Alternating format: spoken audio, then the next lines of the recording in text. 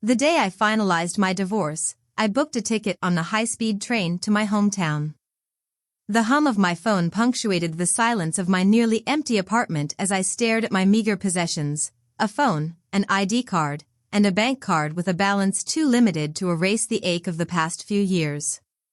My heart felt as desolate as the empty corners of the place I had once called home. When the housekeeper called, her voice broke the stillness. "Miss Julia, there are still a few items left to pick up," she said politely. My response was cold, almost automatic. "Throw them away. I don't need them."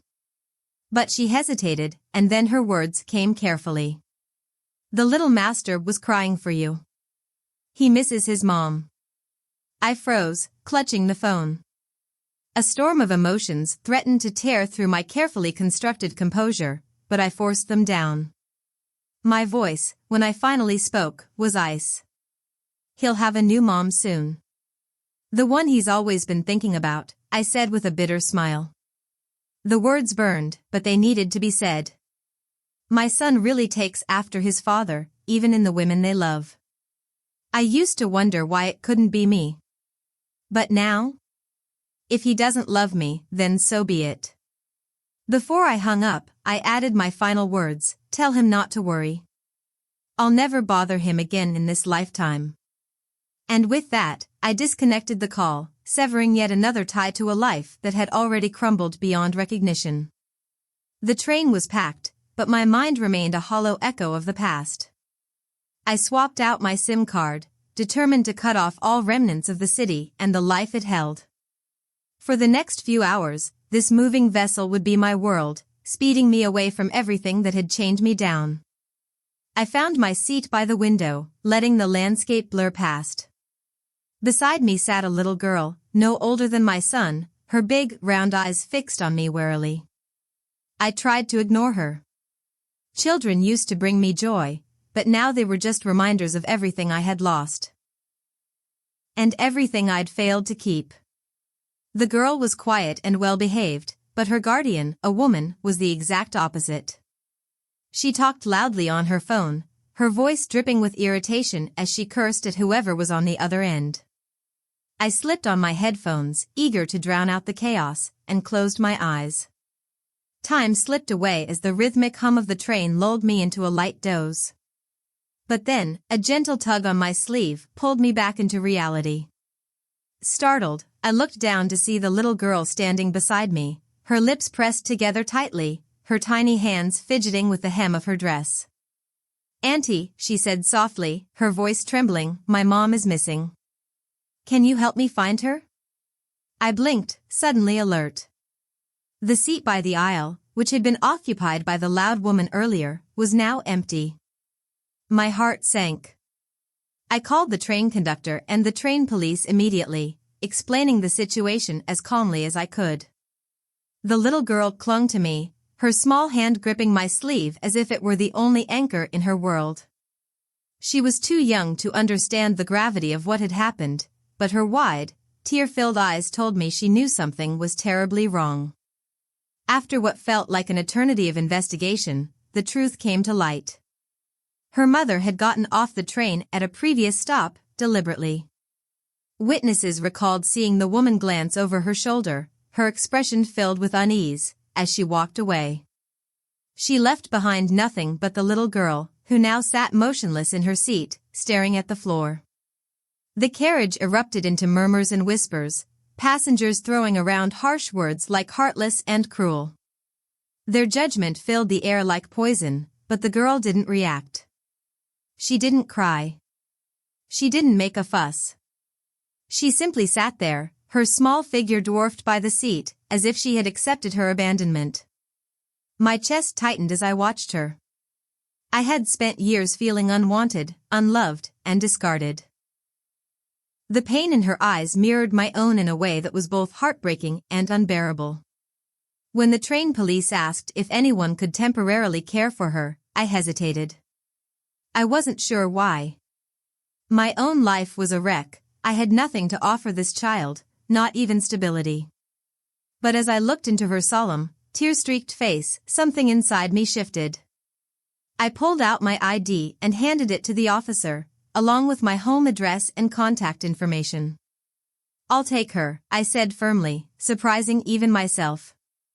And so, when I stepped off the high-speed train hours later, I carried more than just my phone, ID card, and a bank card with a limited balance. I carried a child, a little girl who had no one else in the world. The first night in my hometown was quiet, almost eerily so. My grandmother's old house, the one I had inherited but rarely visited, felt like a shell of its former self. The walls were bare, the furniture coated in dust, and the air thick with the scent of abandonment. The little girl, who had yet to tell me her name, followed me silently as I cleaned up a small room for her. She didn't complain or ask questions, but her watchful eyes followed my every move. I finally broke the silence. "Do you have a name?" I asked gently, kneeling to her eye level. She hesitated, then shook her head. My heart broke a little more. "How about Felisa?" I suggested after a moment of thought.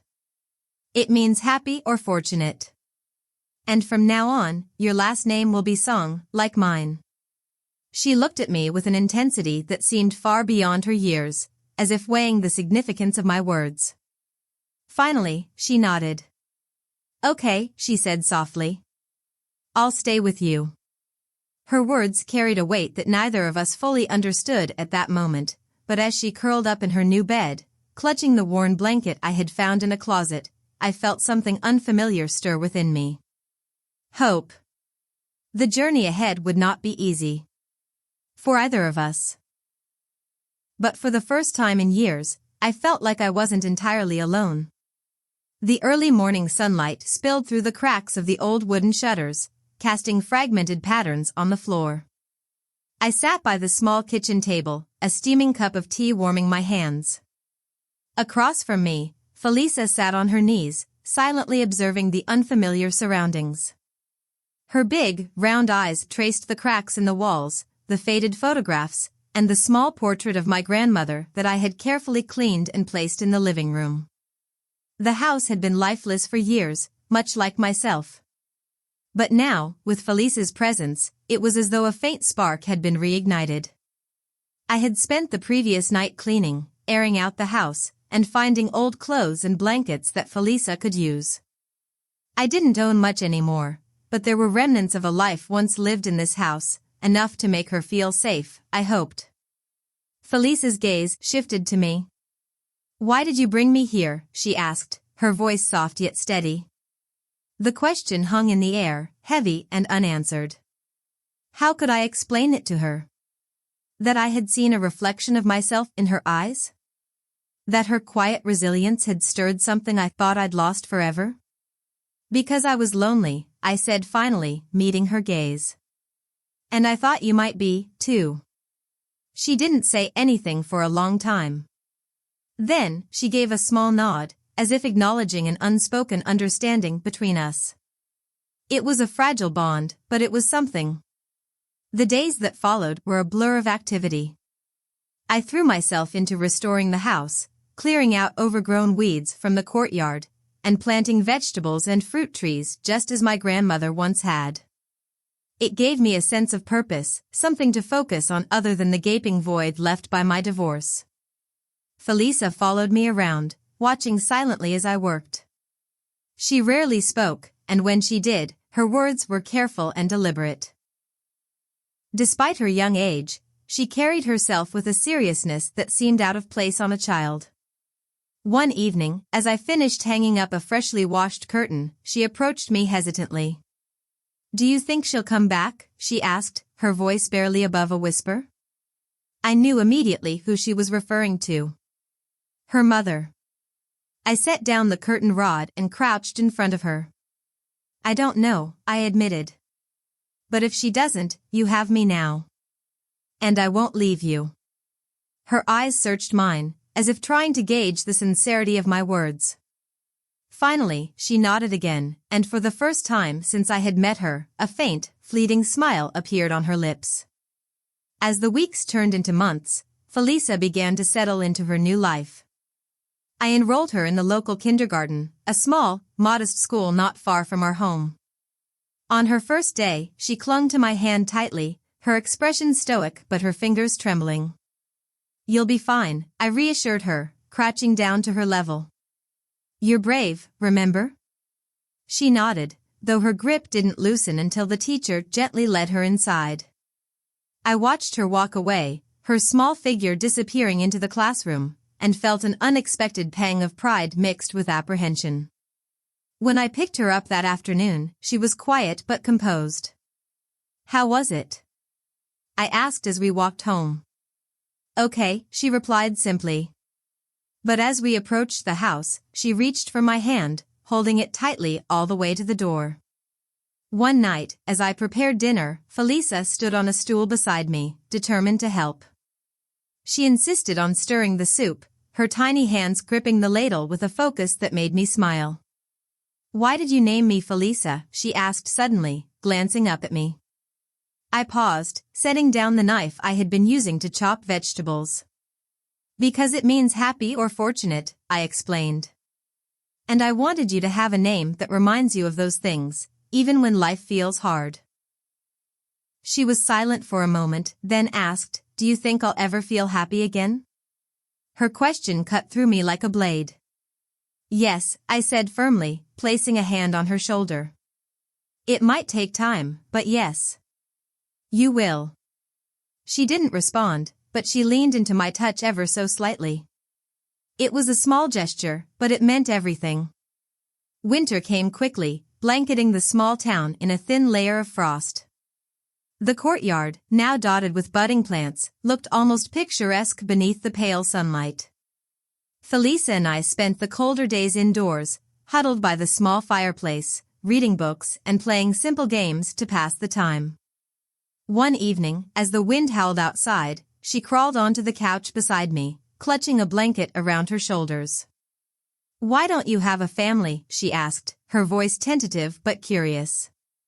The question caught me off guard. I hesitated, unsure of how to explain the complicated tangle of my past to a child so young.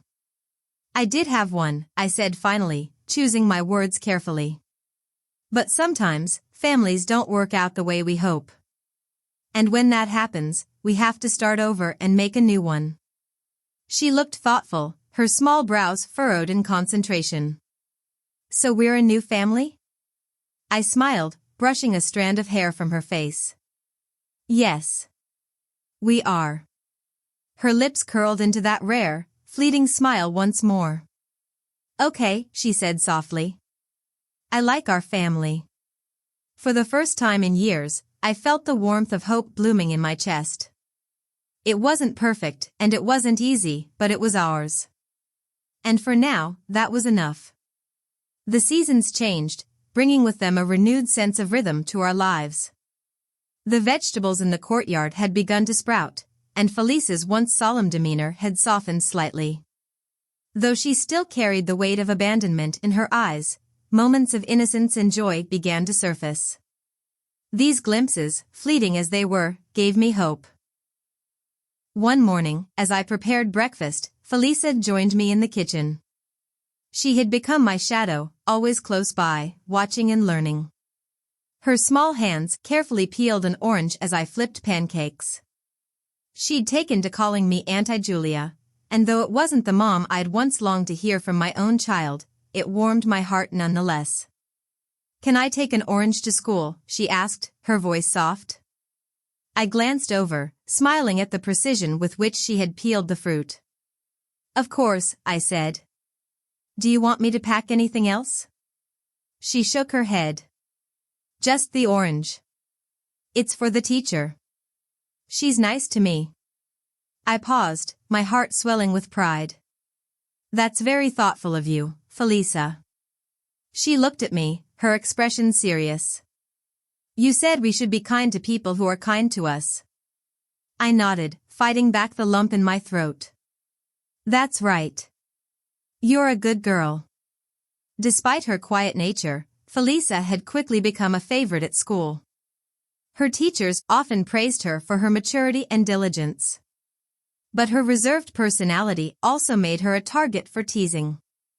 One day, I received a call from her teacher, informing me that Felisa had gotten into a fight. The words stunned me. Felisa, who barely spoke to anyone unless necessary, had gotten into a fight. I rushed to the school, my mind racing with questions. The teacher met me at the gate, her expression apologetic but concerned. Felisa is a very well-behaved child, she began, but today was unexpected. I pressed her for details. Apparently, a new transfer student had made an unkind comment about Felisa's family, or lack thereof. Felisa, normally stoic, had reacted with uncharacteristic anger, pushing the boy and demanding he apologize. She's in the office now, the teacher said, gesturing toward the building. I think it would help if you spoke to her. I nodded, my heart heavy. When I entered the office, I found Felisa sitting in the corner, her hands folded neatly in her lap. Her face was calm, but her eyes flickered with a mix of defiance and regret. Felisa, I said gently, taking a seat beside her. What happened? She hesitated, her small fingers fidgeting with the hem of her skirt. He said I don't have a real family, she whispered. He said I'm just a burden. The words hit me like a blow. I reached out, placing a hand on her shoulder. Listen to me, I said firmly. You are not a burden. You are brave, kind, and strong. And we are a family, no matter what anyone says. Her eyes welled up, but she blinked back the tears. I'm sorry I got into trouble, she said quietly. I shook my head. Defending yourself isn't trouble. But next time, let your words speak for you, not your hands. Understand? She nodded, and for the first time in a long while, she reached out and hugged me tightly. That evening, as we walked home, Felisa was unusually quiet. She held my hand, her grip firmer than usual, and her gaze remained fixed on the ground. Are you upset with me? She asked suddenly. I stopped walking and knelt down to face her. No, Felisa, I said sincerely. I'm proud of you for standing up for yourself. But I don't ever want you to feel like you have to prove your worth to anyone. You're enough, just as you are. Her eyes searched mine, and for a moment I thought she might cry. But instead, she nodded, a hint of determination in her expression. I'll be strong, she said. For us. Those words stayed with me long after she had gone to bed that night. In her own way, Felisa was healing, and so was I. As the months passed, our lives found a steady rhythm. Felisa began to smile more often, her laughter filling the once silent house. We celebrated small victories together, like her first perfect score on a math test or the day she learned to ride a bike. Each moment felt like a step toward building something neither of us had thought possible, a sense of belonging. But the past has a way of resurfacing when you least expect it. One crisp autumn morning, I received a letter in the mail. The envelope was pristine, the handwriting elegant and familiar. My heart sank as I recognized the sender, Lawrence. I hesitated, the envelope trembling in my hands. Part of me wanted to tear it up and throw it away. But curiosity and unresolved emotions got the better of me. I opened it, unfolding the neatly written letter inside. Julia, I hope this letter finds you well. I've thought about reaching out countless times, but never knew what to say. Benjamin has been asking about you. He misses you more than he lets on, though he'd never admit it. I know I've made mistakes that can never be undone. But for Benjamin's sake, I'm asking if you would consider seeing him. He's still just a boy, and he needs his mother, even if he doesn't realize it yet. Please think about it. Lawrence. I stared at the letter, my emotions a tangled mess. Seeing Benjamin again meant opening old wounds I had worked so hard to heal. But how could I deny my son, even after everything? Felisa found me sitting at the table, the letter still in my hands. What's wrong? She asked, her voice filled with concern. I shook my head, forcing a smile. Nothing, sweetheart. Just an old letter. But the truth was, the decision ahead of me felt anything but simple. The letter from Lawrence sat on the kitchen counter for days, untouched yet impossible to ignore. Every time I walked past it, a storm of emotions churned inside me, guilt, resentment, and an inexplicable longing. Seeing Benjamin again would mean confronting a part of my life I had buried deep, a life I had promised myself I would never return to. But it wasn't just about me anymore. Felisa was a part of my life now, and her quiet strength reminded me daily that even the deepest wounds could begin to heal. One evening, as I tucked Felisa into bed, she asked a question that startled me. "Who's Benjamin?" I froze, my hand hovering over her blanket. "Where did you hear that name?" I asked, trying to keep my voice steady. "I saw it on the letter," she said simply. "Is he someone you know?" For a moment, I considered brushing off her question, but Felisa's perceptive eyes left no room for avoidance. She deserved the truth, at least as much as I could give her. "Benjamin is my son," I said softly, sitting on the edge of her bed. "I haven't seen him in a long time." Her expression didn't change, but she reached out and took my hand. "Do you miss him?" My throat tightened. "Every day," I admitted. Felisa studied me for a moment, then said, "Maybe you should see him. If you miss him, maybe he misses you too." Her words, spoken with such innocent wisdom, struck me deeply. That night, I sat by the window long after Felisa had fallen asleep, staring at the stars and grappling with the decision I knew I had to make. A week later, I found myself boarding a train back to the city I had vowed never to return to. Felisa clutched my hand tightly as we settled into our seats, her wide eyes scanning the bustling platform. She didn't ask many questions, but I could tell she was curious, and perhaps a little nervous. The journey felt surreal, the familiar sights and sounds of the train stirring memories I had tried to forget. As the city skyline came into view, my chest tightened with a mix of dread and anticipation. We arrived at the station in the early afternoon.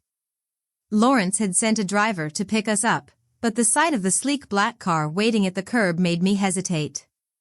It was a stark reminder of the life I had left behind, a life of wealth and privilege that had brought me nothing but pain. The driver greeted us politely and held the door open. Felisa glanced at me, her expression unreadable, before climbing into the car. I followed, my hands gripping my bag tightly as the city blurred past the windows. Lawrence's home, our former home, was exactly as I remembered it. The grand facade, the meticulously manicured garden, the towering front doors.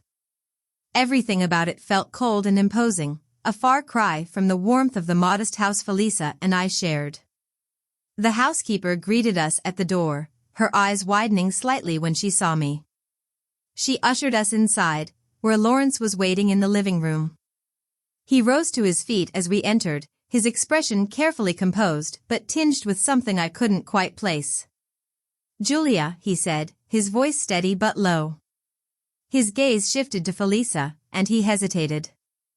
"And this must be..." "Felisa," I said, placing a hand on her shoulder. "She's my daughter now." Lawrence's eyebrows lifted slightly, but he didn't press the matter. Instead, he gestured for us to sit. Felisa stayed close to me, her small hand gripping mine tightly as she took in the opulent surroundings. "Where is he?" I asked, breaking the tense silence. Lawrence's jaw tightened. "He's upstairs. I'll call him down." He left the room briefly, and when he returned, Benjamin was with him.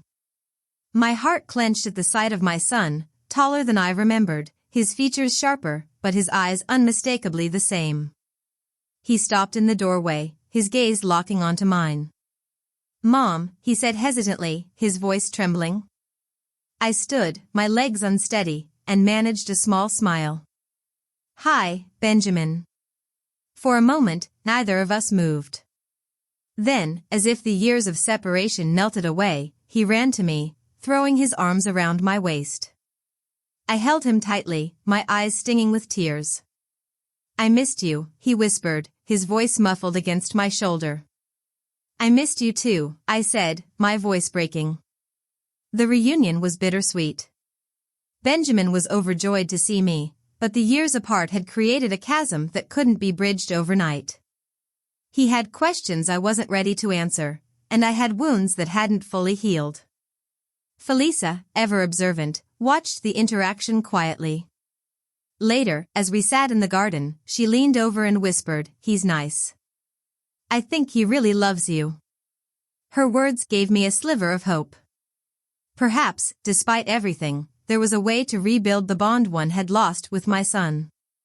But as the sun dipped below the horizon, painting the sky in shades of orange and pink, I couldn't shake the feeling that this was only the beginning of a much more complicated journey. The days following our reunion were a delicate balancing act. Benjamin was overjoyed to have me back in his life, clinging to me as though afraid I might disappear again. Felisa, always observant and wise beyond her years, seemed to understand the fragile nature of our situation. She remained patient and quietly supportive, watching from the sidelines as I navigated the complexities of reconnecting with my son. One evening, as the three of us sat in the garden under the fading light of dusk, Benjamin spoke up. "Why did you leave, Mom?" The question was inevitable, but it still caught me off guard. I glanced at Felisa, who gave me a small nod of encouragement. Taking a deep breath, I turned to face my son. "It's hard to explain," I began, choosing my words carefully. "But sometimes, adults make mistakes. And sometimes, those mistakes hurt the people they love most. I thought leaving was the best way to protect you, but I realize now it wasn't fair to you." Benjamin frowned, his brows furrowed in thought. "I thought you didn't love me anymore." My heart broke at his words. I reached out, cupping his face in my hands. "I never stopped loving you, Benjamin. Not for a single moment. Leaving you was the hardest thing I've ever done, and I'm so sorry for the pain I caused." He searched my eyes, as though trying to determine the truth of my words. After a long moment, he nodded, a tear slipping down his cheek. "I missed you, Mom. So much." I pulled him into a tight embrace, whispering, "I missed you too, sweetheart. More than you'll ever know." Over time, the tension between Lawrence and me began to ease, though it was far from resolved. We spoke mostly about Benjamin, carefully avoiding the tangled history that lay between us. He seemed genuinely invested in our son's happiness, and for that, I was grateful. One afternoon, as I prepared to leave the house with Felisa and Benjamin, Lawrence pulled me aside. "Julia," he said, his tone hesitant. "I've been thinking about what you said before, about not having to prove your worth to anyone. I want you to know that I understand now. I'm sorry for everything." The sincerity in his voice surprised me. For the first time in years, I saw a flicker of the man I had once admired. I nodded, offering a small, tentative smile. "Thank you, Lawrence. That means a lot." He stepped back, his expression thoughtful. "If you ever need anything, for Benjamin or yourself, you can always count on me." "I appreciate that," I said softly. And for the first time, I felt a sense of closure. Our visit to the city came to an end all too soon. As Felisa and I prepared to board the train back to our hometown, Benjamin clung to my side, his eyes filled with worry. "Do you have to go?" he asked, his voice trembling. I knelt down, holding his hands tightly. "I'll always be here for you, Benjamin.